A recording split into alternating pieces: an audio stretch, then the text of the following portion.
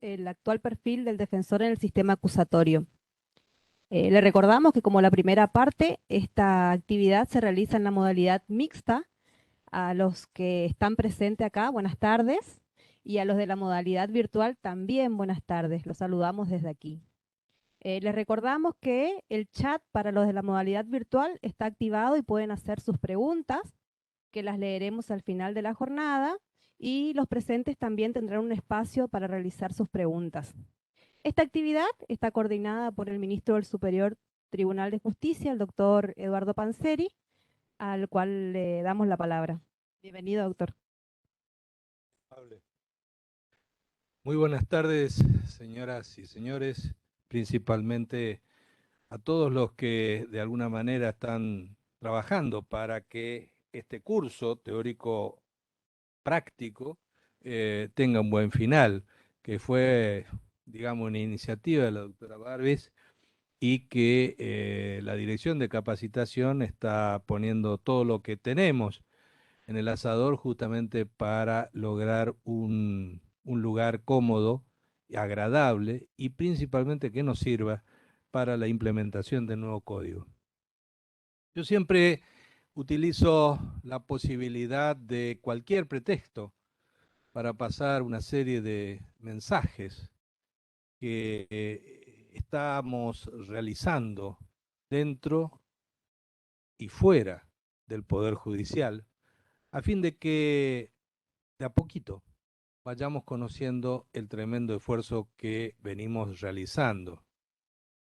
Y no es menor el tema, a mi manera de ver, porque no estábamos acostumbrados a cuestiones de agilidad. Y con el debido respeto, y todos saben de que yo en el año 1981 ingresé a este Poder Judicial. Y me place decir que lo conozco de pe a pa hasta el último baño y he hablado o le di la oportunidad de hablar conmigo a todos los 2.800 mujeres y hombres de este Poder Judicial. Pero no estábamos acostumbrados a una serie de cambios y por lo tanto las costumbres sociales son muy difíciles de cambiar. A veces es más fácil aprender un contenido, 1 más 1, 2, que entrar en vez de las 7, entrar a las 6:30 o a las 9 de la mañana a trabajar. ¿Y por qué tenemos que realizar estos cambios? Nosotros estábamos acostumbrados a un poder judicial que dormía una gran siesta, a mi manera de ver. No reclamábamos absolutamente nada. Teníamos los edificios inmundos que alguien nos obsequió, nos posibilitó graciosamente el ingreso. No teníamos capacidad tecnológica. Debo recordar de que en el año 1990 este Superior Tribunal o este Poder Judicial no tenía una sola computadora institucionalmente. Algunos jueces la tenían, pero era de su propiedad. Y encima nosotros le autorizábamos a que utilice la computadora privada. Fíjense ustedes, hoy, a partir del año 2006, tenemos un proyecto de tener todo informatizado y ya vamos por el tercer recambio generacional de nuestro equipamiento. Nosotros hoy tenemos más de 2.580 puestos de trabajo. Quiere decir de que hay 2.500 personas que llegan a su lugar de trabajo y prenden una computadora. Y a partir de allí, al mundo. Porque ya tenemos todas las tecnologías. Es evidente también que nuestra tecnología, ya sea capacidad de compra, ya sea capacidad de reparación, ya sea capacidad de programación, es a los sudamericanos. Si bien pensamos a los Nueva York, pero es a los sudamericanos. Entonces el interior hoy, por ejemplo, en Montecasero se me cayó el sistema de notificaciones. ¿Por qué? Si el equipo anda bien. Primero, no teníamos capacidad para contestar en forma inmediata a esta pregunta que acabo de hacer yo, como presidente a las 11:30 de la mañana. ¿Por qué se cayó? Es culpa del proveedor, que es un desastre. Así que fíjense ustedes de que todo este proceso de cambio nos empuja, porque no es que lo hacemos en una planificación, estamos siendo empujados por la realidad. Y la realidad a veces era que no teníamos conciencia de la posibilidad de una pandemia del COVID y teníamos planificado hacer lo que hicimos en 2 años, en 6 años, fíjense ustedes. Así que la ventaja de tener una pandemia como la que tuvimos fue encerrarnos, pero sí también desde el punto de vista institucional tuvimos una gran ventaja. Debo decir que ayer hemos recibido las llaves de un nuevo edificio que el Poder Judicial, con su presupuesto, y acá también tenemos que mencionar, por eso es que me gusta hablar y promocionar este gran esfuerzo, porque las provincias de Entre Ríos, Santa Fe, se prepararon para la implementación del nuevo código, de los nuevos códigos, 8 o 10 años antes respectivamente y con presupuestos propios y destinados para eso. O San Juan, que tiene el 3% de las regalías nacionales por el oro para hacer infraestructura. Entonces ayer, el otro día estábamos en Ushuaia, por eso no estuve en la primera charla, me mostraban alegremente los planos de la ciudad judicial. Así es fácil, con plata es fácil hacer. Y con tiempo, porque ellos ya implementaron el nuevo código. Claro, ahora con tiempo se van a dedicar a construir las grandes mansiones que necesita el Poder Judicial. Y es una envidia sana la mía, ¿eh? Esto que quede claro. Porque yo vine y reclamé siempre que tengamos un presupuesto como corresponde. No hay nadie en esta provincia que pueda decir que no avisoré el futuro. Me acuerdo en octubre del año 2014, cuando tuvimos la entrevista en el Senado para mi designación como ministro, y a una pregunta del senador Miño que me canso de decirla y contarla, y es público, había un montón de gente y están las copias taquigráficas, así que vayan y miren a ver si miento. Me dijo, doctor, usted está en contra del nuevo código. Mentira. Estoy a favor de un nuevo código. Lo que me molesta es de que me empujen y no haberlo hecho de a poco, como hicieron los cordobeses, con más de 120 reformas de aquel viejo código del año 1970. Eso es lo que me molesta. Es decir, utilizar la evolución, no utilizar la gran revolución. Y en la gran revolución, también le dije al senador Miño, vamos a tener resistencia.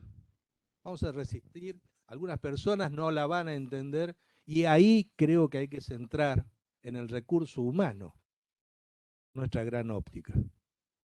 Pero no se olvide de dictar la ley lo mejor posible y yo voy a jurar cumplirla y la voy a hacer cumplir. Pero no se olvide de otras leyes necesarias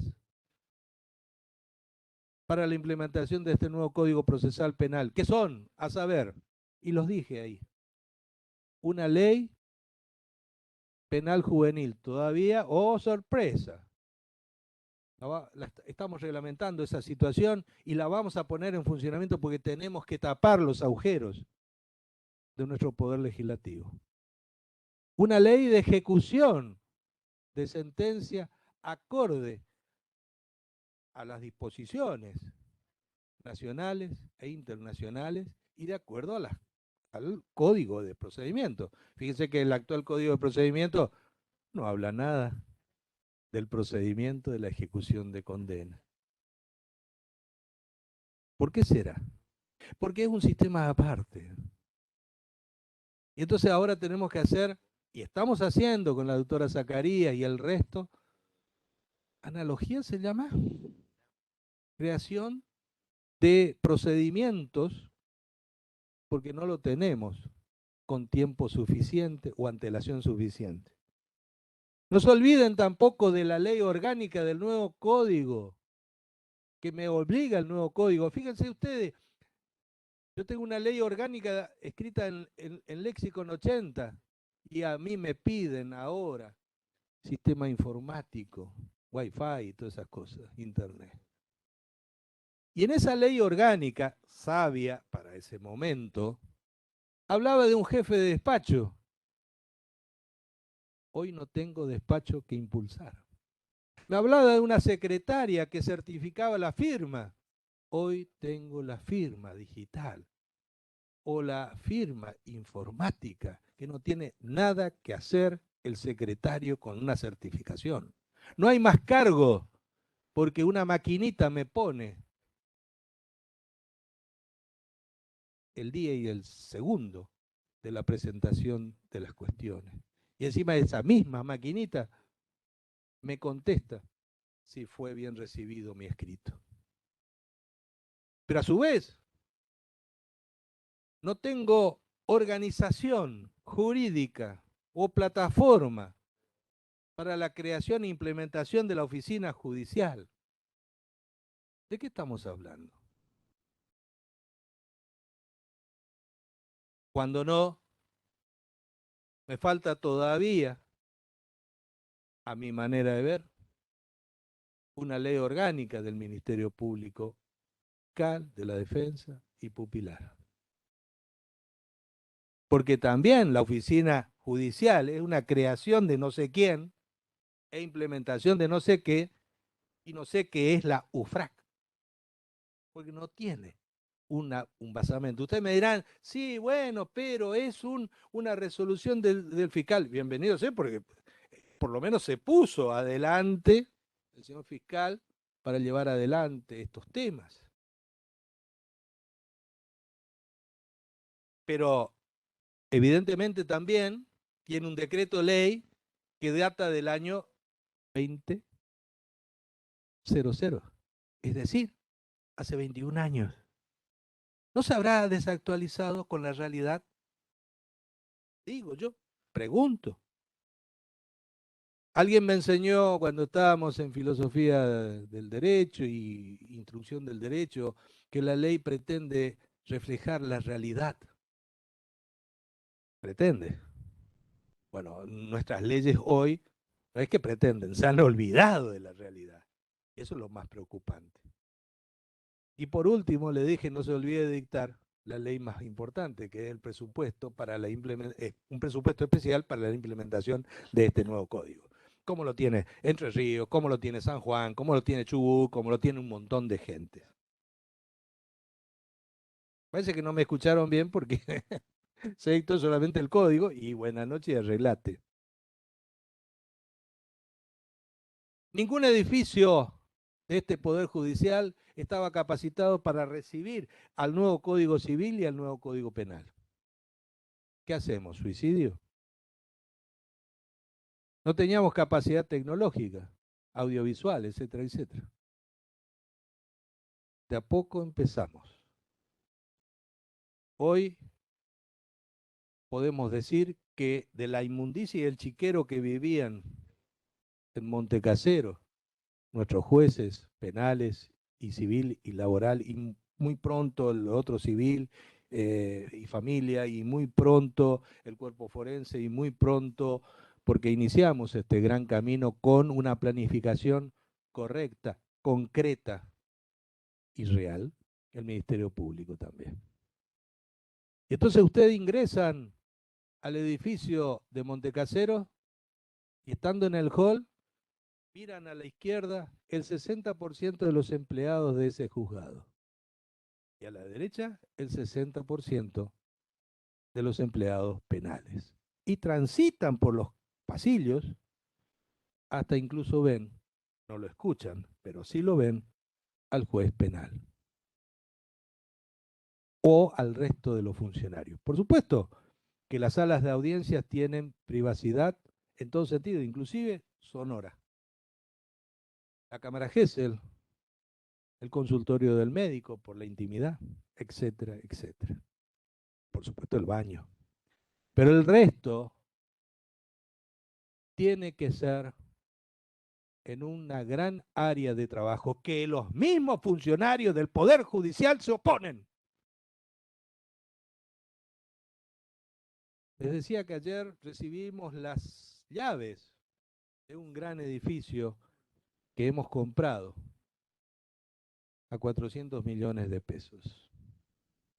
Lo tenemos que refuncionalizar con otros 70 millones de pesos. Es el edificio ubicado en Jujuy, al 800. Ahí antes funcionaban las oficinas de las empresas de los Clebañer.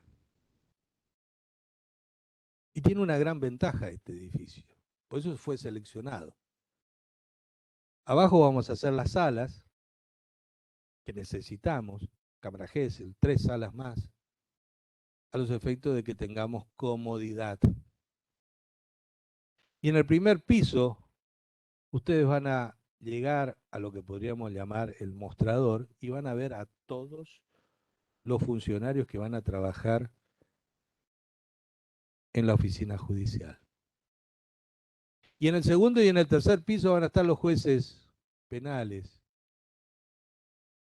que van a desarrollar las actividades o funciones de garantía y de revisión en una primera etapa. Y en una segunda etapa vamos a agregar otros despachos, vamos a construir para que el sector penal esté reunido ahí, en ese lugar. Y van a ver que el único que tiene despacho es el juez. Todos los demás tienen áreas de trabajo. Va a haber privacidad porque cada uno va a tener su computadora con su clave, así que nadie podrá entrometerse. Va a haber lugar para cuestiones personales, para bajo llave, etcétera, etcétera. Pero la nueva modalidad es esta y cuesta. La gran colmena que significó el edificio del Hotel Buenos Aires no la vamos a reiterar. Me acuerdo cuando compramos el edificio de al lado, que era 2 grandes salones, porque ahí se hacían las fiestas.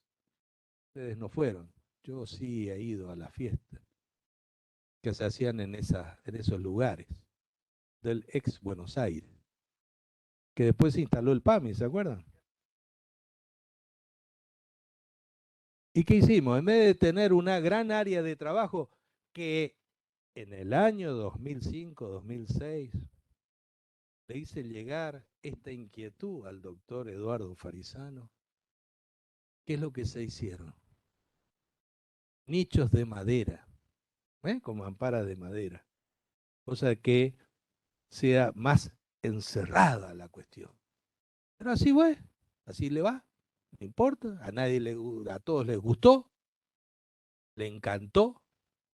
Si ustedes se acuerdan del edificio que está enfrente del Superior Tribunal, era del Correo, porque en la planta baja era todo un gran salón. Y cuando estaban en la planta baja, los juzgados 1 y 2 y 3 también estaban en un gran salón. Después vinieron los anaqueles, vinieron las mamparas de madera, oscura todo. Y esto no es cuestión de edad. La primera jueza que cuando yo llegué y modificamos bajo algunas directivas de ella, con la cual yo coincidí totalmente, porque esa era mi ilusión edilicia de este nuevo poder judicial moderno, fue la doctora Reina. Yo no quiero venderle, pero me parece que no es una quinceañera esa chica, ¿eh? Es una señora muy mayor. Igual que la doctora González Davis, creo que es la jueza más eh, decana, vamos a decirlo así. Es la decana de todos nosotros. Y fueron las dos primeras que modificaron su juzgado, con lo poco que teníamos, poniendo colores claros, sacando todas las mamparas, limpiando los vidrios que estaban oscuros para que entre claridad. Porque también tenemos la necesidad de implementar la ley Yolanda. No sé si alguien sabe qué es la protección y la capacitación sobre el medio ambiente. Y el medio ambiente empieza por tener buena luz, la circulación de aire y un lugar agradable para trabajar. Queremos también, a partir de hoy, hicimos todas las instrucciones y vamos a empezar a realizar todos los trabajos, que Dios mediante el 1 de septiembre de este año se implementa en Capital el nuevo Código Procesal Penal. Antes vamos a salir con Bellavista, Saladas y Santa Rosa, donde ya va a mediados de mayo vamos a inaugurar el gran edificio que estamos construyendo. Realmente va a ser la envidia de muchos. Y el nuevo edificio de Saladas, porque también vivían en lugares inmundos nuestros jueces y funcionarios de la localidad de Saladas. Así que estamos esperando a más tardar el 1 de junio, 1 de julio, la implementación del nuevo código para estos lugares. Y muchos me decían, y no sé si entendían, yo me puse a disposición de todos para comentarles, ¿por qué no implementamos el código así nomás? Bueno, hay dos maneras de hacer las cosas, me enseñó alguien por ahí. Y el esfuerzo es el mismo. Se puede hacer las cosas bien o mal. Elijan ustedes. Si esperamos 50 años, les decía yo a mi funcionario, ¿por qué no pueden esperar 6 meses más? Ahora tenemos la incontinencia mental. Ahora queremos ser todos modernistas, modernos, cuando ayer no nos preocupaba este tema. Y eran muy pocos los que hablaban de este tema. Entonces yo lo incito, pido un poco más de tolerancia sobre este tema, que ya estamos y vamos a cumplir la manda de la ley. Por más que no me guste este código, por más que me guste este código, lo vamos a hacer cumplir. Antes del 1 de noviembre vamos a implementar el código como dice la ley, el nuevo código en toda la provincia. Y este es el compromiso. El compromiso de cambiar algunos paradigmas nuevos, como ser responsabilidad, solidaridad, transparencia, integración. Hasta hace muy poco, el juzgado número 1 tenía un padecimiento y el juzgado número 2 no, y no le importaba absolutamente nada. Los problemas que tenía el 1 tenía que resolver las personas del 1 y a mí no me interesaban. Y estos son temas que hemos logrado ir cambiando de a poco. Los juzgados ya no son pasos incomunicados, tienen que ser comunicados permanentemente. Y no estoy hablando del juez civil con el civil, estoy hablando del civil con el penal con el laboral. En el interior, pues yo siempre digo, tengo capital, el interior, dos poderes judiciales totalmente distintos. En el interior, esto que acabo de decir es práctica totalmente y todos los días. No hemos tenido la oportunidad, pero ya la vamos a tener. Estamos haciendo estadísticas y vamos a ver la participación activa de los jueces civiles en decisiones penales. Y ustedes me dirán, ah, pero yo no tengo nada que ver con el penal. A mi despacho llega contencioso, laboral, administrativo, penal, civil, comercial, y firmo. Pues lo importante es dar algunas directivas previas para que todo el sector que nos apoya a través del prosecretariado tenga en claro cómo pensamos y cómo razonamos, y en base a eso me redactan los considerandos de un fallo. Y yo, si soy claro, ellos van a ser claros conmigo, y va a ser un hermoso matrimonio. Y lo estamos logrando. Entonces, sin saber ser peritos en algunos temas, si alguien, si tengo un buen hombre, una buena mujer o una lógica mujer, tengo quizás un buen juez. Esto es así. Y cuando hablo de juez, estoy hablando de funcionario, que puede ser fiscal, defensor. Lo que me preocupa a mí, ya entrando en la materia, es que la estadística de la implementación del nuevo código es la siguiente, muy rápidamente. 54 personas han manejado más de 2.600 audiencias, con un promedio de 20 minutos cada una.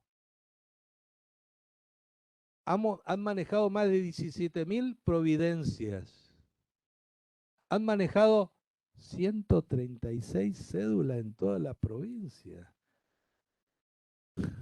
Usted no sabe lo que significa eso. La cantidad de horas hombre que hemos ganado en enviar a nuestras ordenanzas o a nuestras estafetas policiales para las notificaciones. Y encima iban, dejaban la notificación y se fracasaba porque no venían los citados. Hoy con el nuevo sistema tenemos un fracaso en nuestras audiencias del, escuchen, 0.7%. Claro, una vez una defensora llamó y dijo, no puedo llegar porque mi hija está volando en fiebre. Es atendible, ¿no? Fíjense ustedes también que de las 14.000 denuncias con otras 1.000 y pico de recepciones de denuncias a través de la Fiscalía, más o menos unas 16.000, nosotros hemos formado más de 2.600 legajos, conducidos con total dignidad por el señor fiscal y la oficina judicial. Hay una preocupación que yo cuento, pues son los números los que cantan. No hay ningún legajo formado o pedido para formarse por parte de la defensa privada. Hay 5 querellas que pidieron la apertura de sus legajos, pero que son una reproducción de lo poco, lo mucho, lo bueno, lo malo que hizo el fiscal. Así que queda entre comillas y signo de interrogante el futuro sobre este tema. Y la defensa oficial fue, si bien no tiene una cantidad, es muy poca, no me acuerdo en este momento, pero es muy poca la cantidad de legajos, sí tiene una actividad muy importante al momento de las audiencias. Y son más inquisidores que los privados, le aviso ya. Así que mírenlo de este punto de vista. Y a su vez, les recuerdo que en las localidades como Montecasero, Esquina, el asesor hace de fiscal, el fiscal hace de defensor, el defensor hace de asesor. ¿Está claro? Si bien hemos logrado poner un funcionario en cada rama, no hemos logrado lo que podemos decir la subrogación o ¿eh? el apoyo que tenemos que darle a las personas cuando se van de viaje o tienen que hacer sus cosas personales. o su feria, o etcétera, etcétera. Así que fíjense ustedes, estos son algunos de los detalles. Y yo siempre me preocupé y siempre dije que si nosotros estudiamos y yo sigo aquel aprendizaje de Germán Vidal Campo de cómo era el debido proceso legal, ¿no? Y él decía de que la acusación tenía que ser responsable y seria. Firmar la denuncia era un acto importante, según Germán Vidal Campo, para la seriedad de la denuncia. Era muy importante. Pero dejemos la denuncia. Hablemos de la defensa, que es la segunda parte del debido proceso legal, porque la tercera sería la prueba que sea conducente, por supuesto, y que la sentencia tenga considerando y una parte resolutiva clara. Está bien, listo. Pero ¿qué decía Germán Vidal Campos sobre la defensa? Y le daba tres características. A todos le daba una o dos. A la defensa, ¿por qué le daba tres? Y decía que tenía que ser técnica. Es decir, no podía ser un yapú. Porque el tío no sabe lo que es el yapú, el mentiroso, ¿no? Tiene que ser técnica. Tiene que ser obligatoria. Hoy decía, llegó el imputado, hasta el perverso criminal, el peor criminal, tiene la obligación, el Estado y la sociedad, de darle un apoyo técnico, un apoyo profesional. Y a veces, hasta ahora, lo que estamos viendo en el interior es que las defensas oficiales a veces tienen un mejor performance que las privadas en la audiencia. Y por último, que es lo que más me preocupa, porque no hay legajo, decía Germán Vidal Campos, es que sea la defensa real. Es decir, que el defensor tenga presencia en las audiencias, que tenga presencia en el legajo, ayer expediente, y que proponga cosas. Hoy nos están pidiendo que tengamos una teoría del hecho. ¿En base a qué? En base a elementos probatorios, en base a evidencias o indicios que yo creo y debo aportar a la causa. Fíjense ustedes, defensa fiscal. Ahora el juez, y me parece perfecto, de que no haya un doble comando fiscal-juez, sino que solamente investigue el fiscal. Me parece genial. Esta parte me parece genial. Pero les recuerdo que ustedes tienen exactamente 20 minutos, 15 minutos, para convencerme de su teoría. Y aunque le parezca mentira, los jueces que entrábamos antes veníamos con toda una carga, sabíamos de todo el expediente, lo habíamos leído y nos habíamos contado un montón de cosas. Hoy, en un altísimo porcentaje, no tenemos la menor idea de cuando entramos en la audiencia sobre el caso. Por lo tanto, lo que digan o no digan, hagan o dejen de hacer en esa audiencia es muy importante. A veces discutimos con los abogados que van a ser fiscal, como también en la defensa. Usted me da 15 minutos, es muy poco.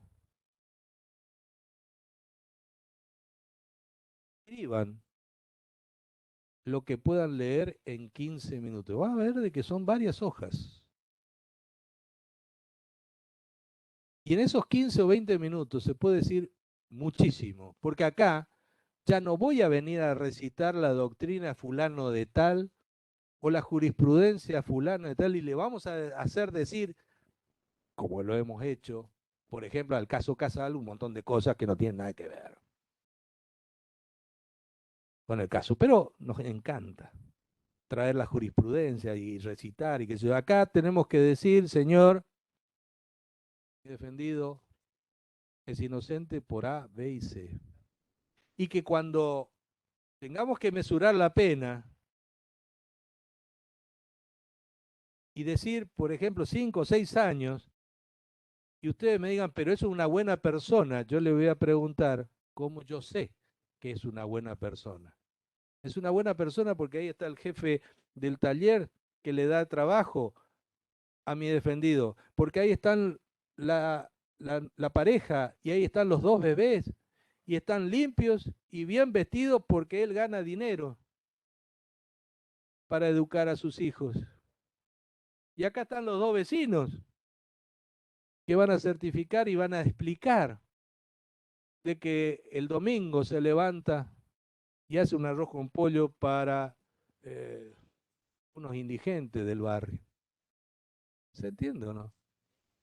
Hasta este momento decían, no, es muy alta la pena.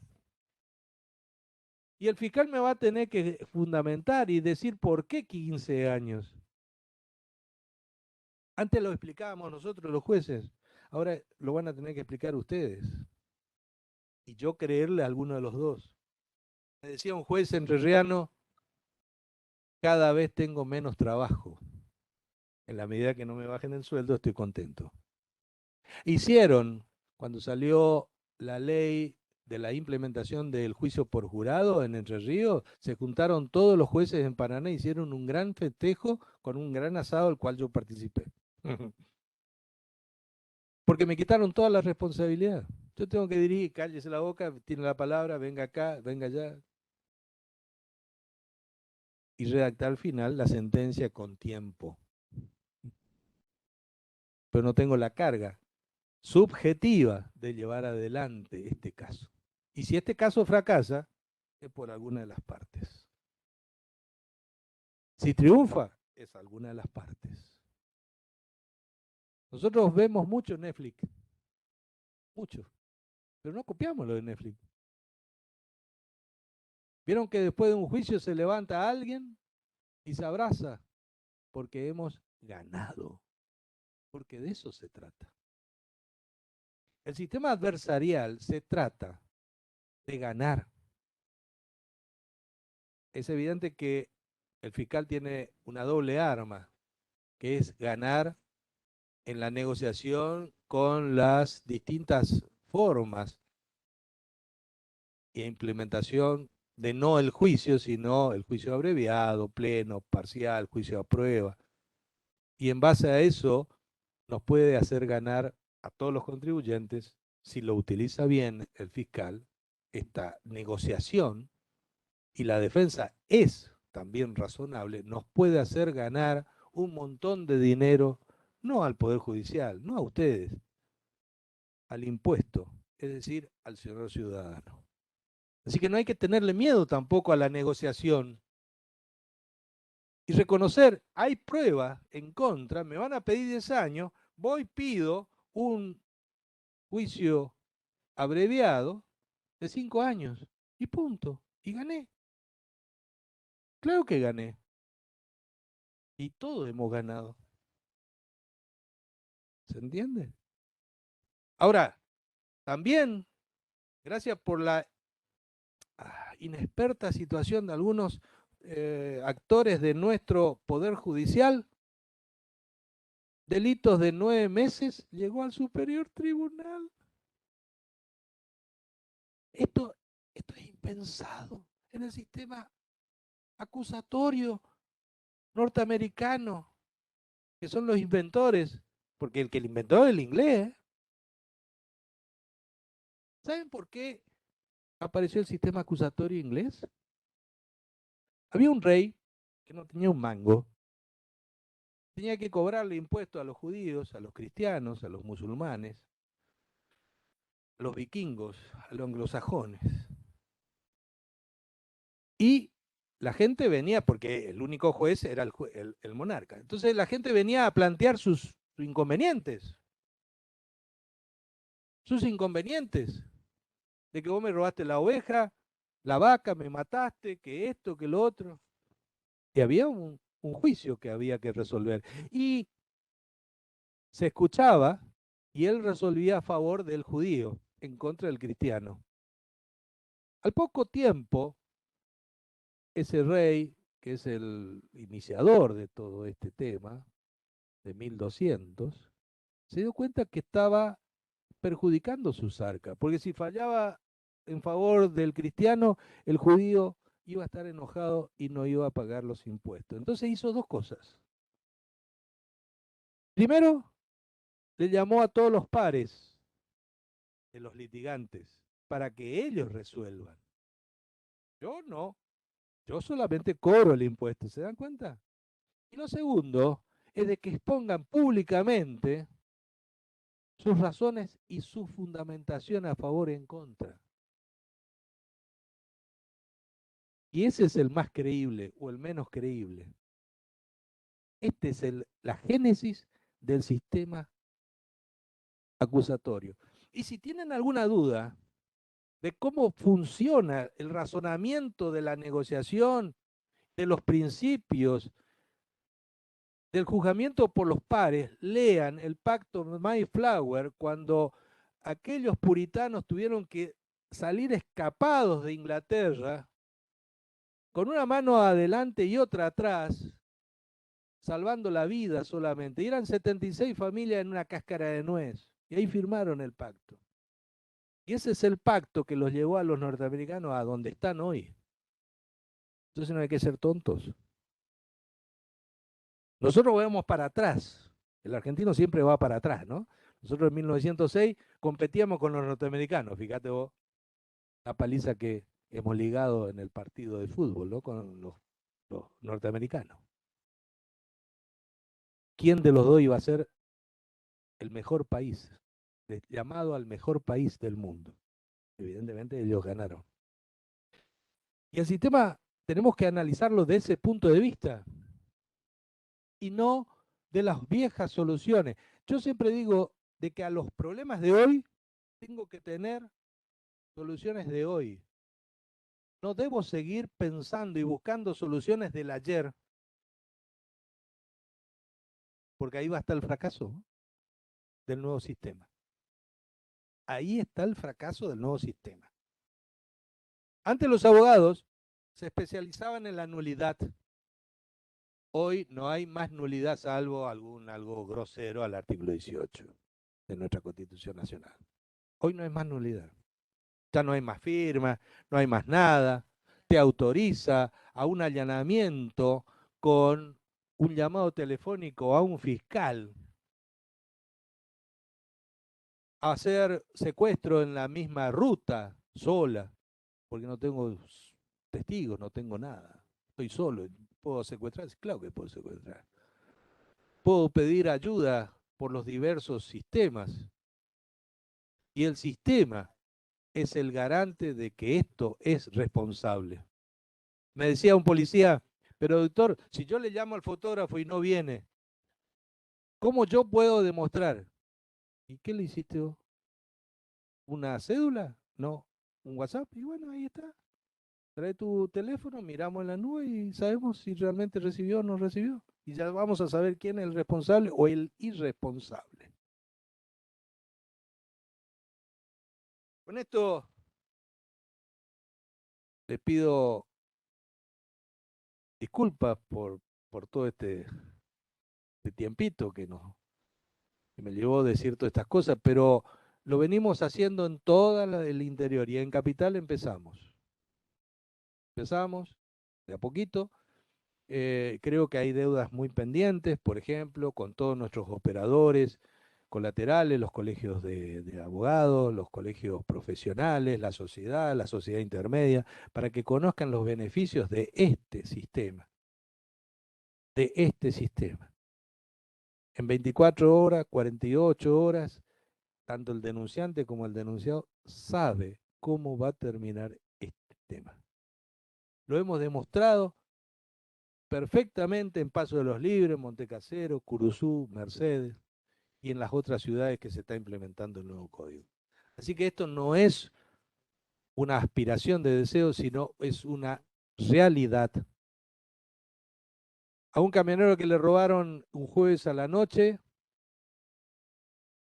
el martes a la mañana se le entregó todo, porque hubo una audiencia el lunes, él pudo hablar con el juez, el imputado pudo hablar con el juez, tanto la defensa como el fiscal expusieron el tema, y a la salida le pregunté si sabía algo y qué me podía decir. Bueno, el camionero. Me dice, mire, doctor, a mí me citaron, no sabía para qué. El fiscal, un tal Sotelo, me dice, ni lo conocía. Y estando en la audiencia comprendí, porque el fiscal hablaba clarito, yo entendí todo y lo que me decía el juez también. Y me atreví a pedirle la palabra al juez y me dijo que sí, y hablé. Y ahora sé cómo va a terminar este tema para mí, pues mañana vengo a buscar las cosas y me voy, como así también para el que me robó las cosas de mi camión.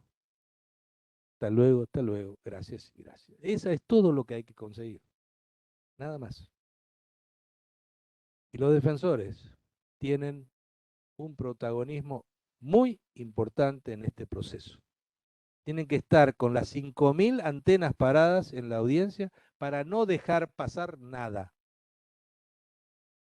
Tienen que conocer todo antes de la audiencia.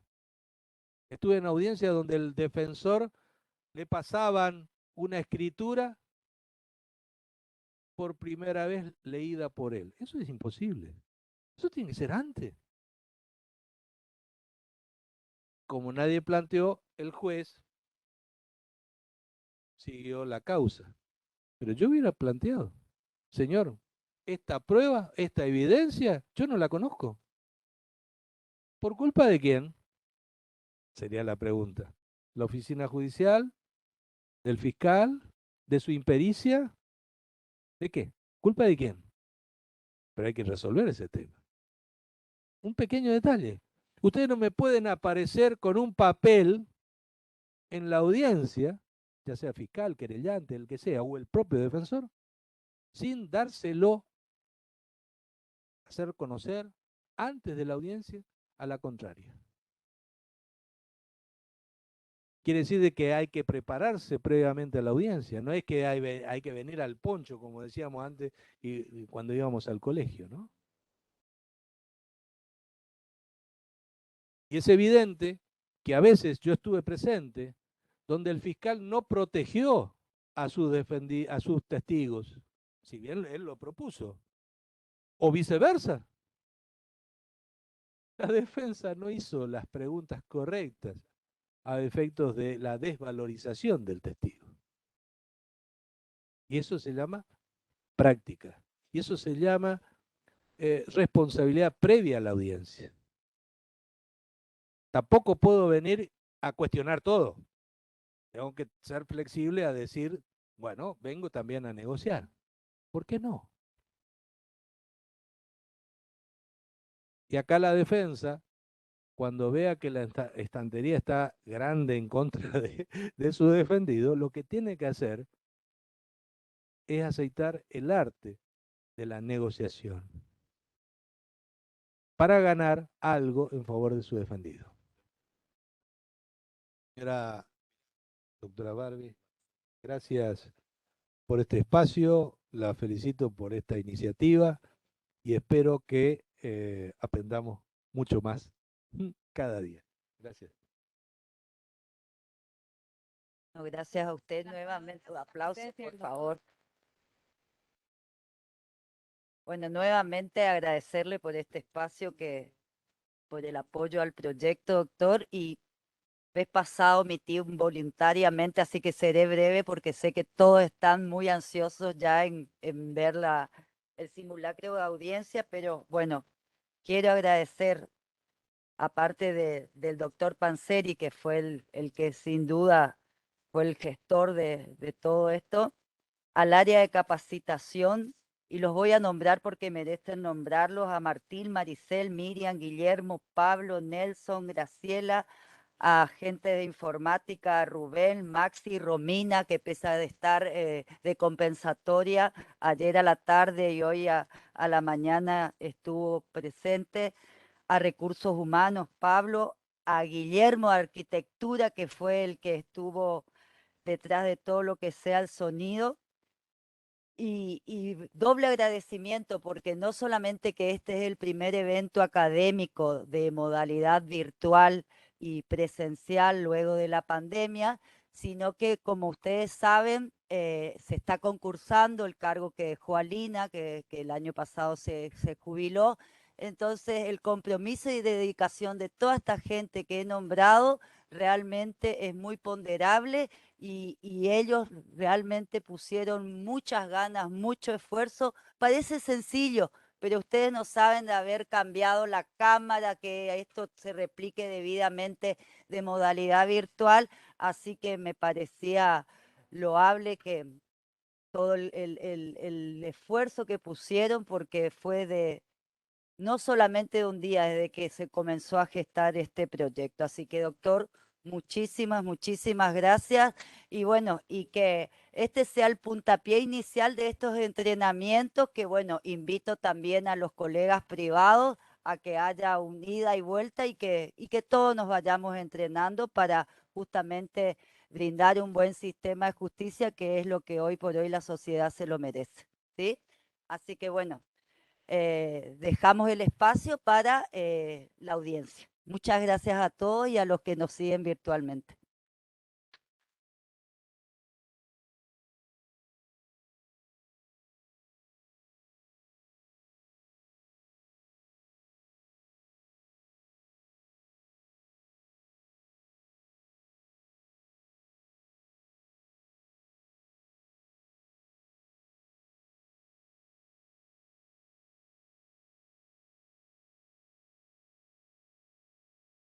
Bueno, no obstante que ya se van a poner todos los que participan en esta audiencia, que también les debo un agradecimiento porque son todos ellos funcionarios del Poder Judicial, muchos de ellos de turno, y sin embargo dijeron un sí sin dudarlo para, para este simulacro. Así que también en mi agradecimiento para todos los doctores aquí presentes. Así que yo ahora una espectadora más y dejo a cargo.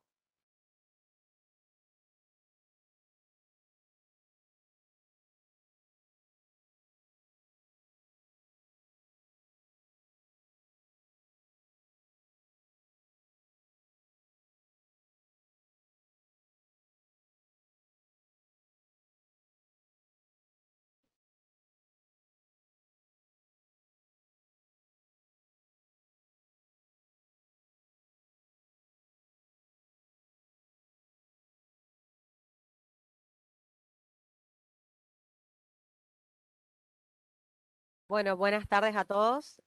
Mientras nos terminamos de acomodar, me gustaría decir unas pequeñas cositas nada más como para comenzar. Primero, que este va a ser un simulacro donde vamos a utilizar un caso del club de litigación, que es el club al cual pertenezco, al que tengo el honor de pertenecer, que lo usamos en nuestros primeros años cuando empezamos las prácticas en este nuevo sistema, allá por el 2015, y que actualmente fue adaptado por la doctora Analía Suárez Pizarello con los formularios que fueron aprobados por el Ministerio Público. Así fueron entregados a las partes quienes trabajaron el caso para poder hacer hoy el simulacro. Nosotros no practicamos antes, sino que hoy lo que ustedes van a ver es como si fuera en la vida real un caso que fue llegado o que les llegó a las partes y que lo van a poner acá, digamos, van a argumentar sobre la posición que tengan acerca de ello. Van a ver cómo actúa cada uno de ellos, digamos. No hay expedientes, como ustedes saben, cada uno lleva su legajo, así que el juez no tiene conocimiento más que la información que van a dar las partes. También me parece central aclarar que el lenguaje va a ser claro y sencillo, porque tiene que ser entendido por el público, ¿sí? El imputado, la víctima, por supuesto, que cobran un rol protagonista, pero también para las personas que pueden participar a ver estas audiencias en la realidad. Y también les invito a que hagan un ejercicio, si se quiere, que es que pongan sus cronómetros o vean la hora que es a la hora que empezamos esta audiencia y que vean luego, al finalizar, a la hora que termina, porque así es como los procesos se van a llegar y van a llegar a una resolución, y que después lo piensen en cuánto tiempo tarda una causa así, similar a la que ustedes van a escuchar acá, con el sistema que actualmente tenemos. Y ahí van a dimensionar las ventajas en cuanto al tiempo que se logra con este nuevo sistema. Bien, ya están las partes bien. Entonces, siendo las 18 horas, vamos a dar inicio a la audiencia del legajo número 345/22, caratulado Salgado Juan Carlos, por supuesto, hurto agravado capital. ¿Se encuentra el imputado presente en la sala? ¿Puede decirnos su nombre, por favor, señor? Señor Juan Carlos Salgado, tiene que prestar mucha atención a lo que va a ocurrir en esta audiencia. Cualquier cosa que usted no entienda, no comprenda, por favor, háganos saber para que podamos explicarle los términos, ¿sí? Gracias. También quiero que quede constancia que se encuentra presente la víctima. ¿Puede decirme su nombre, por favor, señora? María José. Bien. Esta audiencia, tengo entendido, fue peticionada por el Ministerio Público Fiscal en virtud del artículo 229 del Código Procesal Penal de conversión de aprehensión en detención. Bien, esta audiencia va a ser grabada, así que, doctor, tiene la palabra. El Ministerio Público Fiscal informa, señoría, que la formalización de la imputación ya fue efectuada conforme al artículo 280 del Código Procesal Penal. Va a exponer el caso que se está ventilando. Aquí, María José D'Alessio es una artesana que nació en la provincia de Buenos Aires y actualmente vive y reside en la ciudad de Corrientes y vive de su profesión de artesana. El día sábado 20 de marzo de 2021, siendo aproximadamente las 10 horas de la mañana, se encontraba en la Plaza Cabral con unos amigos tomando mate, cerca del stand de artesano que ella tiene en ese lugar, ubicado en la cercanía de la intersección de Santa Fe y Junín de esta ciudad, momento en que el imputado, Juan Carlos Salgado, se habría apoderado de su bicicleta rodado 26 color gris, cuadro 32-276-9 que había adquirido de la bicicletería Martín Bike, la cual se encontraba estacionada recostada por el stand del señor D'Alessio y se la habría llevado en dirección hacia calle Santa Fe por contramano hacia 9 de julio.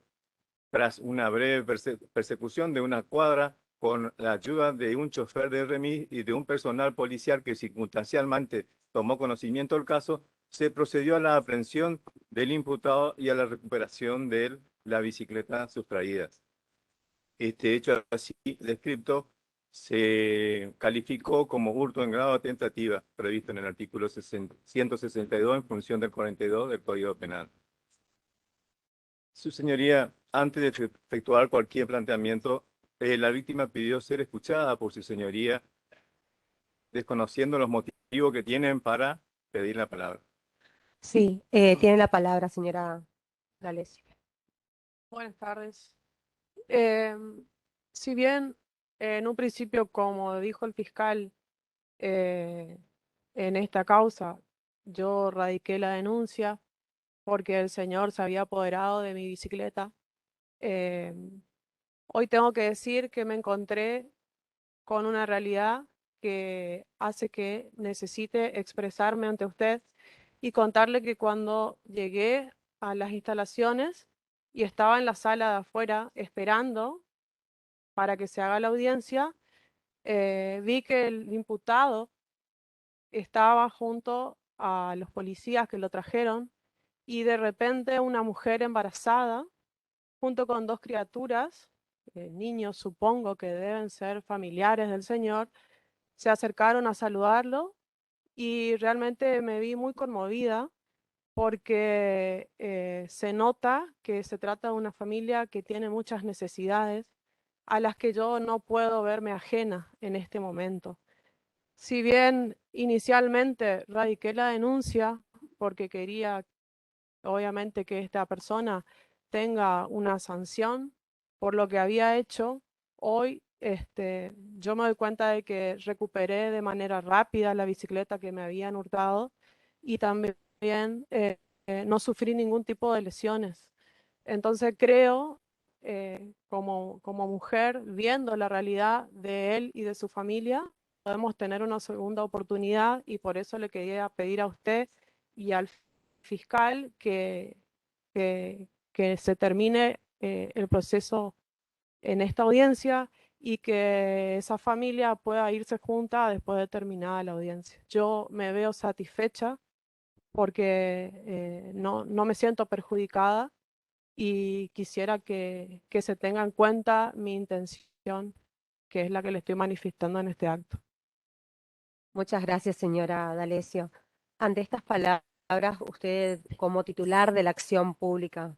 Señoría, Sí, disculpe, le pido la palabra. sí, Me doctora. gustaría, después de haber escuchado a la víctima, que se le dé la oportunidad al imputado que también quiere expresarse. Bueno, entonces antes de escuchar a la acción, vamos a escuchar al señor Salgado. Gracias, señora juez. Bueno, le agradezco, señora, sus palabras y su comprensión. Yo le había pedido a mi abogada que me permita, si era posible, tomar la palabra. Yo la verdad es que me siento muy avergonzado por estar en esta situación. Es la primera vez que me ocurre, la primera vez que estoy en una situación como esta. Y yo primeramente quería pedirle disculpas por los, por los daños que le ocasioné, por las molestias. Eh, y quería pedirle disculpas y quería un poquito explicarle a usted y al señor fiscal y a la señora jueza, no para justificarme, sino simplemente para que por ahí ustedes puedan ponerse en mi lugar y entender cuáles fueron los motivos que me llevaron a hacer algo que estuvo mal y que yo reconozco que estuvo mal y que bueno, vuelvo a decirle, le pido disculpas por esa conducta que yo tuve. Primero le quería contar que, como bien usted dijo recién, mi señora que está acá afuera con mis hijos, yo tengo 2 hijos y estoy esperando un tercero. Mi señora está ahí afuera, está embarazada. Eh, la realidad nuestra es que yo soy albañil y antes de la pandemia estuve trabajando con un contratista, hacíamos casas en Paso de la Patria, en Santa Ana. En general yo tenía trabajo, pero muchos de esos proyectos se truncaron una vez que comenzó la pandemia. Yo me quedé sin trabajo. El contratista dejó de tener las demandas de trabajo que tenía. Y yo de buenas a primeras me quedé sin trabajo. Esa es la verdad. Eh, y empezamos a vivir de lo que nos quedaba y de las pocas changas que podía hacer. Eh, Empezamos a vender nuestras cosas. Nos tuvimos que cambiar de casa. Yo ahora estamos alquilando, somos 4 y estamos viviendo en una pieza. No tenemos no nos alcanza para comer.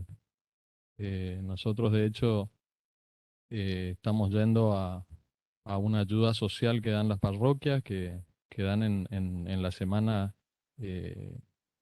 prestan servicio de comida a la gente que está en situación vulnerable y vamos toda la familia a merendar y a cenar ahí. Y trato de hacer lo que puedo para conseguir trabajo, pero no nos alcanza eso para vivir. Y lo que me pasó ese día tiene que ver con eso, es decir, yo esa mañana uno de mis chiquitos estaba pidiendo pidiendo la leche y la verdad yo no tenía nada para darle. Y fue un impulso, lo que tuve fue un impulso. Yo vi la bicicleta ahí y vi la oportunidad en ese momento de, bueno, de darle a mi hijo lo que no podía, ¿eh? Y yo sé que estuvo mal, así que yo le quiero pedir disculpas por eso, pero quiero explicarlo, quería explicarlo y que usted me entienda y que el fiscal entienda cuál es la situación por la que estoy pasando. Así que nada más, señora jueza, esa es la explicación que yo quería darle y que usted me perdone, nada más. Muchas gracias, señor Salgado. Ahora sí, tiene la palabra el titular de la acción. Sí, señoría. Conforme a lo dispuesto por el artículo 25 del Código Procesal Penal, la acción pública es ejercida por el Ministerio Público Fiscal y en el ejercicio de esa acción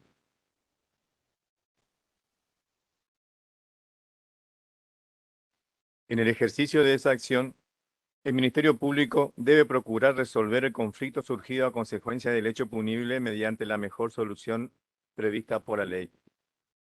De los dichos de la señora D'Alessio, del imputado, podríamos convenir que para concluir este conflicto la mejor solución sería una conciliación. Pero a criterio de este Ministerio Público Fiscal, ese tipo de solución en este tipo de delito, un hurto en grado de tentativa, no es la mejor solución prevista por la ley. Entiendo que la conciliación es un mutuo acuerdo entre el imputado y la supuesta víctima que pone fin al enfrentamiento entre ambos y que tiene como consecuencia la exculpación de la familia del imputado, pero que no satisface la paz social, que también se vio afectada por la conducta del imputado. Es que por razones de interés público, entiende este Ministerio Público Fiscal que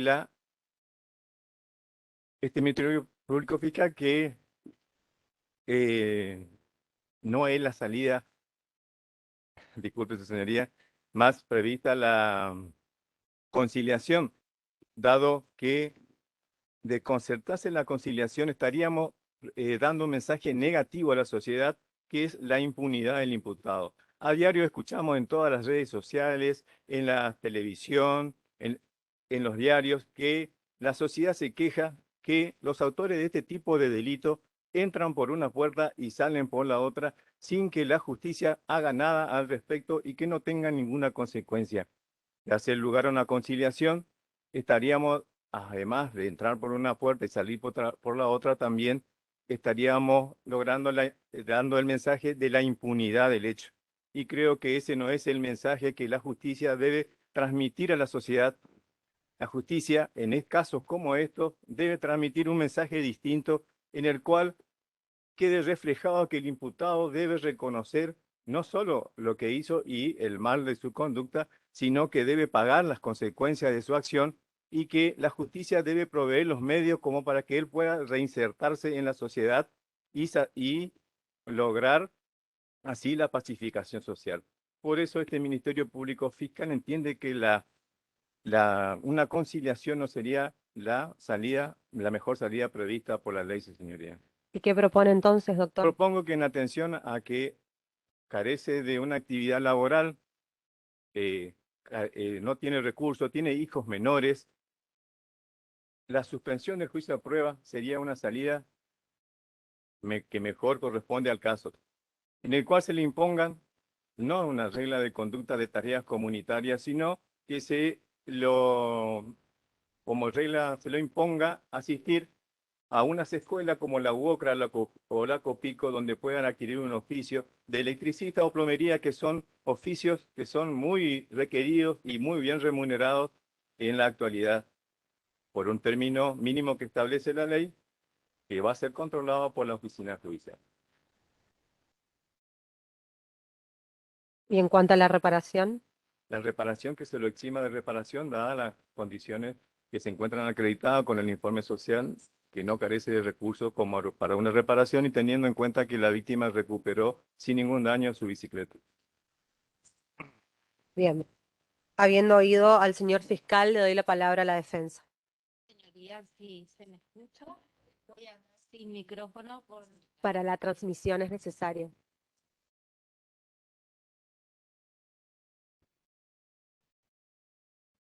Gracias, María. Bien, desde la defensa, después de haber escuchado lo que ocurrió en esta audiencia, se va a insistir en el pedido de la aplicación de la conciliación al presente caso y que no se tenga en cuenta ni se dé validez a la oposición manifestada por la Fiscalía en atención a las consideraciones que voy a hacer mención.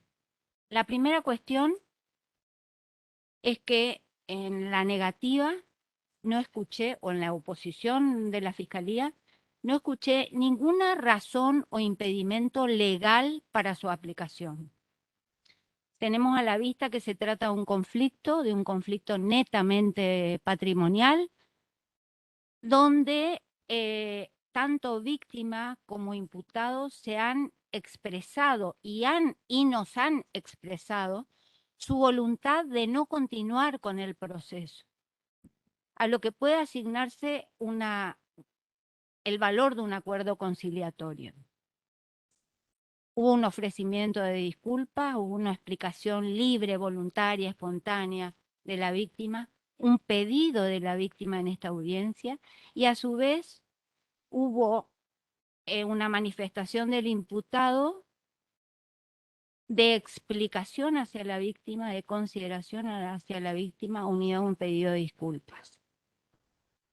El delito el hecho investigado acá es un hecho tentado, es de carácter patrimonial y sabemos que los delitos patrimoniales justamente protegen bienes jurídicos disponibles, como es la propiedad en este caso. Es de escasa entidad delictiva. El Ministerio Público, al calificar legalmente, se refirió que se trataba de un hurto en grado de tentativa, o sea, una escala penal mínima. Y no se dan ninguna de las condiciones negativas, ningún obstáculo legal para la aplicación de la conciliación. ¿Y por qué esto? Porque este instituto está previsto no para todos los delitos, sino justamente para los delitos más leves, esos que tienen menor gravedad, menor impacto social, menor lesión,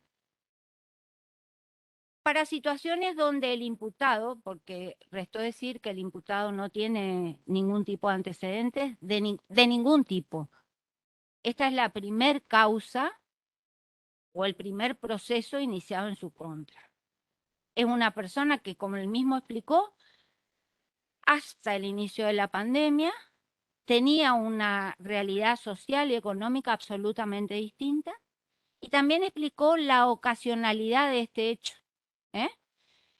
Entonces, creo que las circunstancias del caso claramente encuadran con este instituto y si a un caso leve como este no es posible la aplicación de este instituto, ¿a qué caso se aplicaría, diríamos? Este instituto fue incorporado al Código Penal teniendo en cuenta todos los intereses en juego. Primero, la víctima. ¿Por qué la víctima? Y porque a la víctima le da ya no la posibilidad de ser escuchada. A partir de este instituto, la víctima puede disponer de la continuación del proceso. Tan es así que si la víctima no está de acuerdo, no es posible la aplicación de la conciliación. O sea que el Instituto de la Conciliación es un avance en el reconocimiento a la víctima y al poder de la víctima en el proceso penal. Antes el Estado es propiedad del conflicto y la víctima ni se enteraba qué pasaba, con lo que a ella le había sucedido. Acá la víctima expresó qué le ocurrió, qué le pasó y qué quiere. Y lo hizo de manera voluntaria, lo hizo de manera espontánea, no hubo ningún tipo de inducción, presión, etc.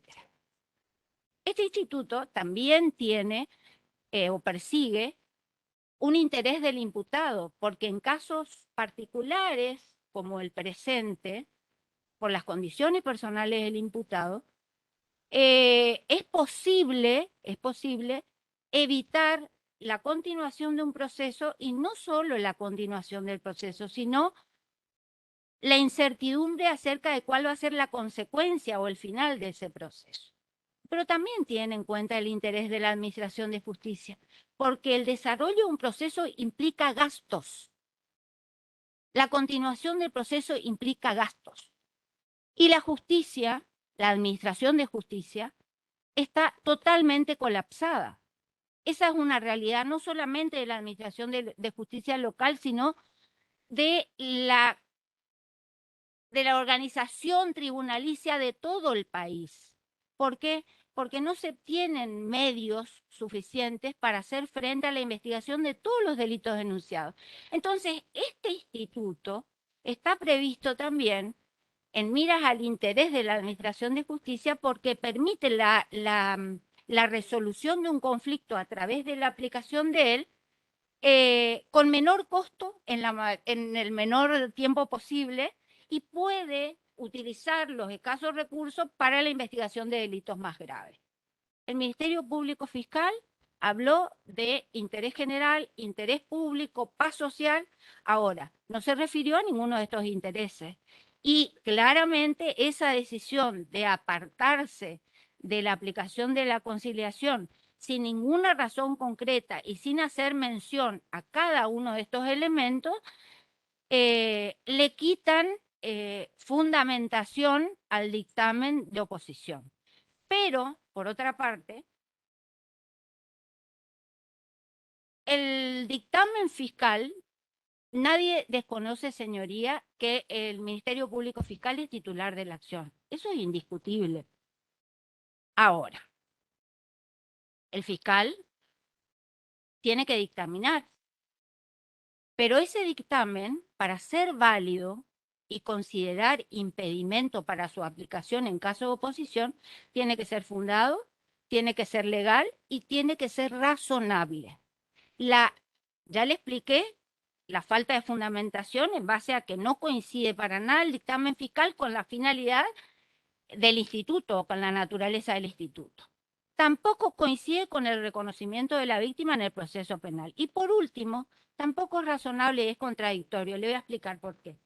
Porque si para la suspensión del juicio a prueba un requisito negativo de procedencia, es decir, que puede ser invocado por el fiscal para oponerse, son cuestiones de orden público, no puede invocar la existencia de cuestiones de orden público para no coincidir en la conciliación y no considerar la cuestión de orden público para solicitar la suspensión de juicio a prueba. Esto a mí, ¿qué me demuestra? Que este cambio, diríamos, esta negativa, en realidad lo que pretende es justificar la aplicación de un instituto sobre otro, sustituyendo la voluntad de la víctima, desconociendo todos los intereses en juego, desconociendo las características particulares del caso y estableciendo de modo genérico, teórico y abstracto impedimentos de orden público o de orden general. Así que por ello, señorías, solicito que se haga lugar a la conciliación, que se homologue el acuerdo conciliatorio y que se extinga la acción penal y se sobresea al imputado.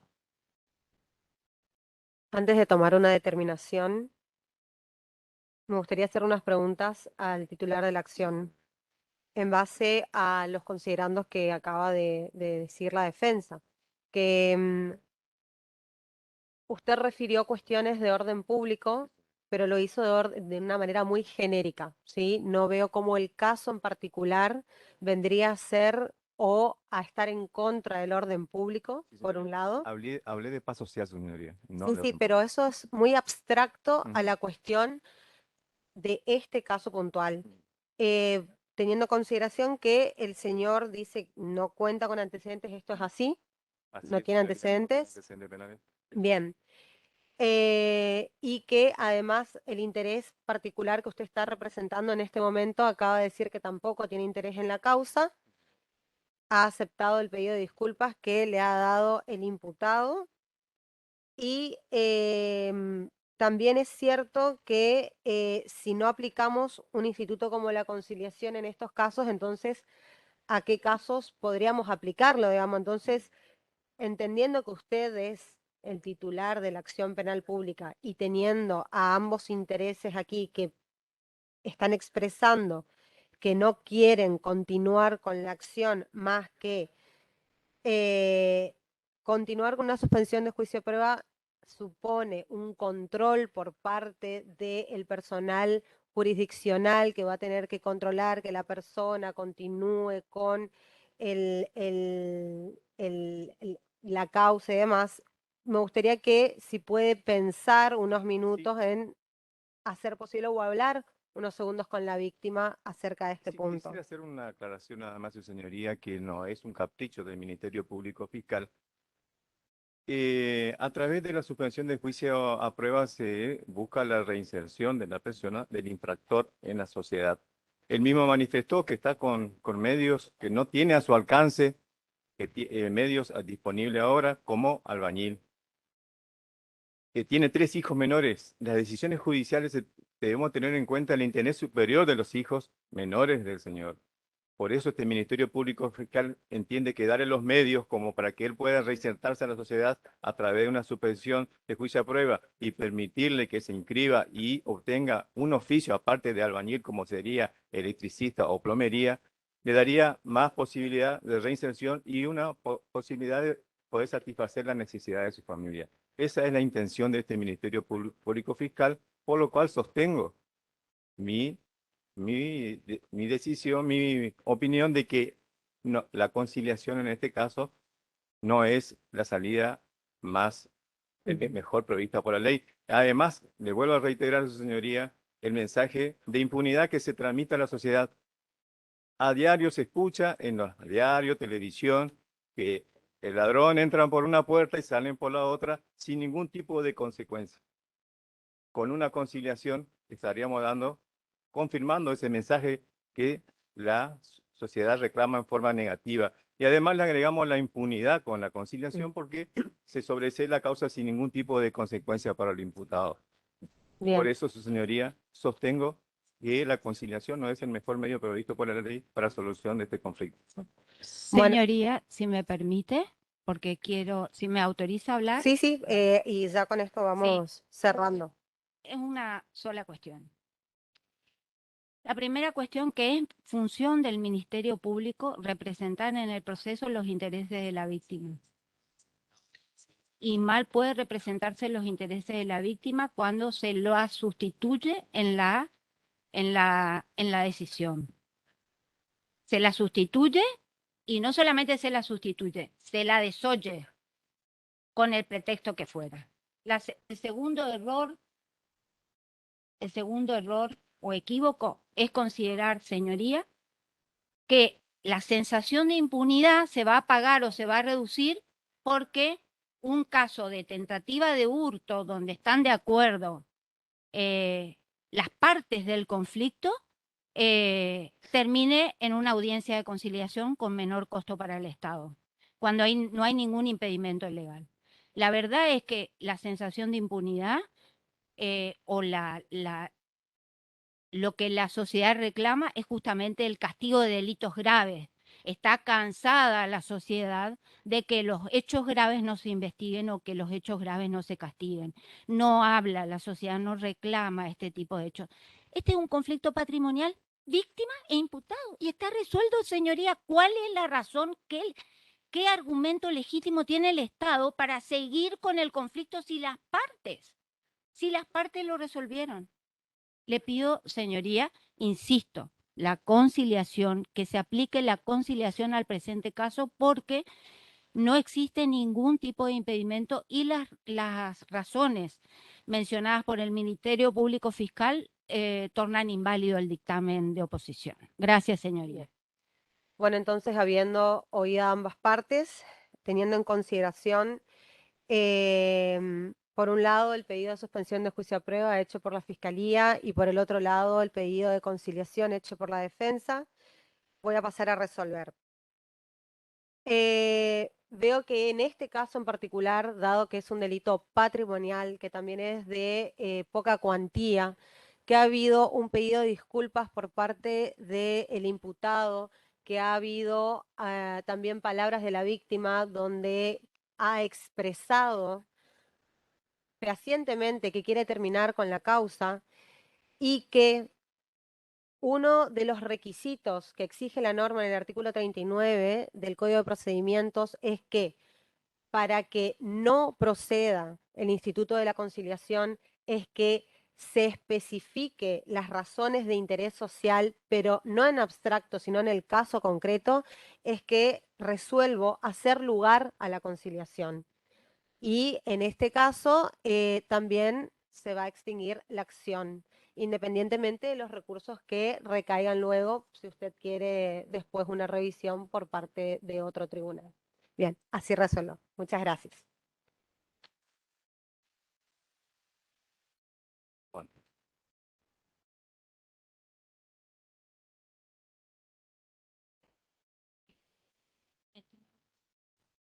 Bueno, nuevamente muchas gracias. Estuvieron todos impecables. Realmente yo hacía cuenta que estaba en una audiencia de verdad. Pequeñas consideraciones a tener en cuenta. Lo felicito porque pusieron todos los condimentos para que ustedes vean las distintas variantes dentro de una audiencia, que en este caso, bueno, multipropósito, ¿verdad? De acuerdo al Código Procesal actual, la conciliación es un instituto que por lo general son las partes que extraprocesalmente comienzan con las negociaciones, las tratativas. Pero ¿qué es lo que pasó acá? Justamente la víctima ve antes de entrar a la audiencia que estaba la familia del imputado y bueno, en ese sentido se quebró, es más, sorprendió hasta al fiscal, porque fue algo muy espontáneo del momento, lo sorprendió al fiscal y ahí fue que se fue desarrollando toda la cuestión. El fiscal invocó, por supuesto, para mi gusto ya muy que prima el interés social, pero bueno, son estilos y hay que respetarlos, y dio sus razones por qué era la cuestión de que él, como titular no solamente de un interés particular, sino un interés general, era cómo contribuir a que el común de la gente piense que se está dando un mal ejemplo y que se entra por una puerta o la puerta giratoria, entonces él dio sus razones de que por qué. Y bueno, por supuesto que mi corazoncito siempre está en la defensa y en el cual, bueno, unos argumentos, la verdad que muy, la verdad que de sólidos fundamentos la doctora, y bueno, y el imputado también con su pedido de disculpas y demás. Yo rescato también del fiscal que es razonable de su suspensión porque justamente tomó manifestaciones del imputado y diciendo que él, bueno, hagamos una suspensión para que él haga y aprenda un oficio para así poder mantener a su familia, dado todo esta emergencia sanitaria, socioeconómica, etcétera, etcétera. Así que quedamos abiertos a cualquiera pueda contestar si quieren hacer preguntas o los que se encuentran virtualmente y la juez también vieron que es así. Ella, recuerden, la doctora no sabía absolutamente nada de los hechos. Brevemente el fiscal lo relató porque anteriormente ya tuvieron la audiencia formalización de la imputación, esta no era la oportunidad y la doctora únicamente preguntaba, aclaraba y no hacía preguntas como que eran justamente las partes, le dio para que se cumpla la bilateralidad, la igualdad de armas, etcétera, y inmediatamente decidió, no es que dijo, bueno, me voy a un cuarto intermedio, me tomo mi tiempo, bajo el libro de biblioteca, vieron que no tienen ninguna relatora, nada, fue ella solita y en forma inmediata dio su decisión. ¿Alguien que quiera hacer alguna pregunta?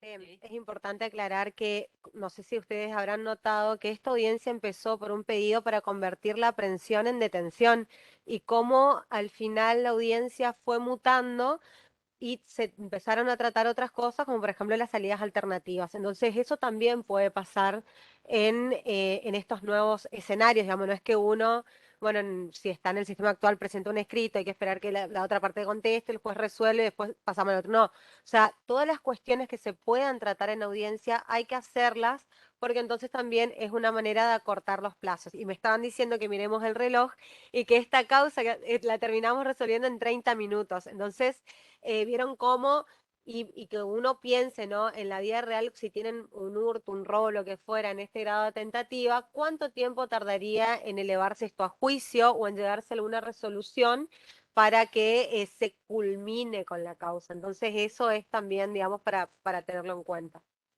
Por eso siempre es recomendable que sea una audiencia multipropósito, no poner un nombre específico porque podemos ingresar por una cuestión y terminamos con otra. Por eso siempre las partes, llámese fiscalía, defensa, tienen que ir con distintos planes, siempre teniendo su teoría al caso, pero siempre con distintos planes para que no le agarre de imprevisto, digamos, y esté preparado en los distintos supuestos que se vayan desarrollando. Del chat, del chat no hay alguna. Leo una pregunta, dice, ¿cómo sabemos que el imputado no amenazó a la víctima previa a que pida la suspensión de la causa o si no la lastimaría? No, acá, bueno, justamente ya estaba detenido, vino detenido, la audiencia comenzó con un pedido de conversión, de aprehensión en detención, entonces mal Ah. puede, el que momento que quedó detenido, que la haya amenazado, o sea, eso, y estaba con las medidas de sujeción encima, o sea que imposible que se encuentre amenazado. Pero pongo traslado ese ejemplo que eso se suele dar en las causas de violencia, que muchas veces también los fiscales con los que trabajo, cuando justamente proponemos nosotros una salida alternativa, siempre está ese manto de que si no está amenazada y demás. Por eso es muy importante esos encuentros previos extraprocesalmente que tienen las partes, tanto el imputado con la defensa como la víctima con el fiscal. Y aún más, la fiscalía pide que se pase a un cuarto intermedio para que sea examinada psicológicamente a ver si la misma se halla perturbada en cuanto a su voluntad. Otra cosa que también me parece importante destacar que así como cuando hay pedidos de prisión preventiva o para no otorgar la excarcelación, también para decir si es improcedente o procedente en los sistemas actuales, generalmente uno dice no procede porque hay peligro de fuga y entorpecimiento de la investigación. Y se lo dice muy genéricamente. Y al decirlo genéricamente y no bajarlo al caso concreto, entonces, ¿cómo podemos saber si realmente hay un peligro de fuga o realmente va a haber un peligro, un entorpecimiento? Entonces, yo creo que es muy importante que a la hora de fundamentar lo hagamos con el caso en concreto para ver si se dan o no esos requisitos. Porque no se puede decir que estamos cumpliendo con todos los tratados de derechos internacionales y con la norma, con la ley, diciendo solamente nombrándolo. Uno lo tiene que fundamentar con los hechos y las evidencias que tenemos del caso en particular, no solamente por arriba, porque con eso no se cumple con los requisitos. Pero termino una cosita, Maricel. Y eso es lo que tiene el sistema oral. ¿Qué pasaba con el sistema escrito? Parecía cuanto más largo y las monografías poniendo jurisprudencia del tratado de la Corte Interamericana, el Tribunal Europeo y nos olvidábamos el caso concreto, porque esa era la realidad. Acá justamente las fundamentaciones es del caso que se está sustanciando en la audiencia. Bueno, tenemos varias preguntitas. Le leo una. ¿Se puede conciliar en los casos de violencia de género?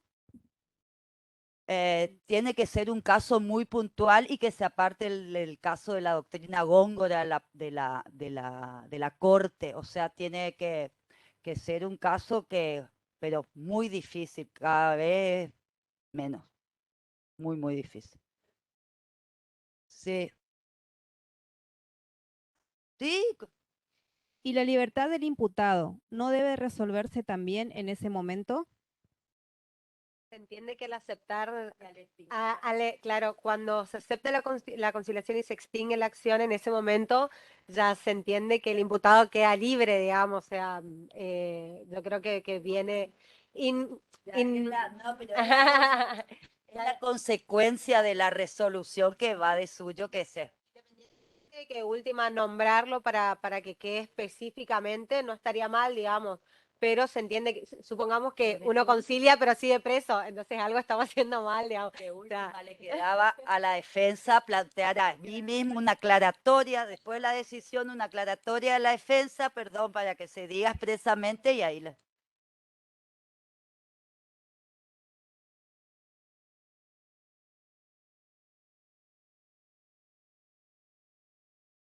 Sí, por supuesto, por supuesto. Pero re bien, sí. Sí, eso en el peor de los casos se solucionaba con una aclaratoria a la defensa, que es la que interesaba en que salga en libertad, que diga expresamente y ahí mismo. Sí. ¿Acaso el artículo 36 del nuevo código no es el fiscal quien autoriza la conciliación? eso, Perdón, si me permite. Voy a expresar una opinión particular. Ay, perdón. No estoy acostumbrada a esto.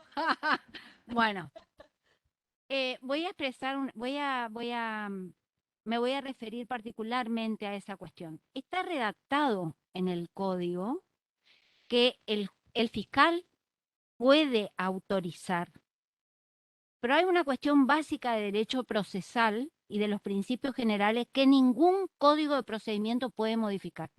Y es que el único que decide es el juez. El fiscal y la defensa son partes.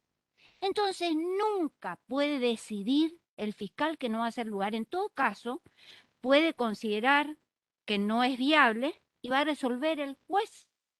Pero el que entienda esa disposición de otra manera, otorgándole facultades jurisdiccionales al Ministerio Público Fiscal, no conoce el sistema básico.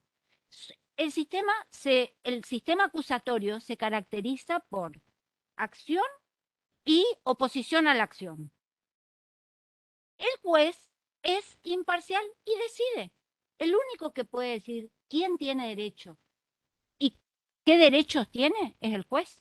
El fiscal pide como parte y la defensa acciona, controvierte. Pero el Ministerio Público Fiscal no puede temer. Yo creo que ahí lo que se quiso decir es que se requiere como titular de la acción la conformidad, pero no se puede atribuir al Ministerio Público Fiscal facultades decisorias. Las facultades decisorias, la jurisdictio es del juez. Además, también hay que tener en cuenta que sea el titular de la acción no significa que por eso se puede avalar todo o cualquier cosa, digamos. En el sentido de que si uno ve que no va la acción, o sea, no se puede permitir que se siga hasta el final cuando no va. O sea, para eso justamente es lo que, bueno, como explicó la doctora, digamos. Igualmente tiene los remedios procesales en caso de que seguramente que el doctor va a llevar esto a revisión. Sí, seguro. Así que seguro otro juez va a revisar la decisión y ahí va. Sí, va a llegar a la corte. A la corte va a llegar. Sí. Sí. Bueno, acá hay una con respecto al accionar de su señoría. Me pareció que la señora juez, al momento del término de la palabra de la defensa, ya tenía como una decisión tomada, al decirle al fiscal que revea o que especifique su teoría de la suspensión de juicio a prueba. En realidad, si ustedes se ponen a analizar el código en conjunto, el juez también tiene que tratar de hacer que las partes puedan llegar a acuerdos. Eso se ve durante todo el proceso, no solamente en estas audiencias preliminares, sino también lo van a ver, por ejemplo, en las audiencias de etapa intermedia.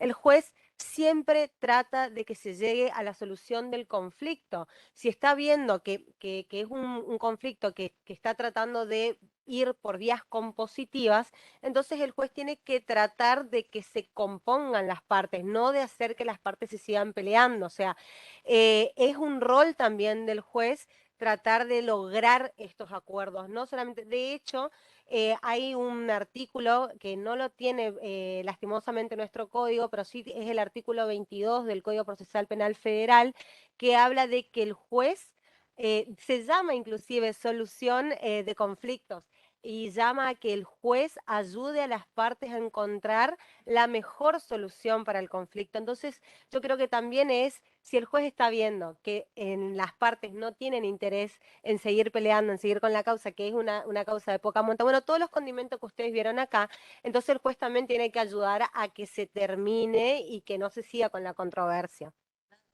Lo que se llama justicia restaurativa. Bueno, muchas gracias a todos. Los invitamos a los de la modalidad presencial al break allá afuera. Gracias.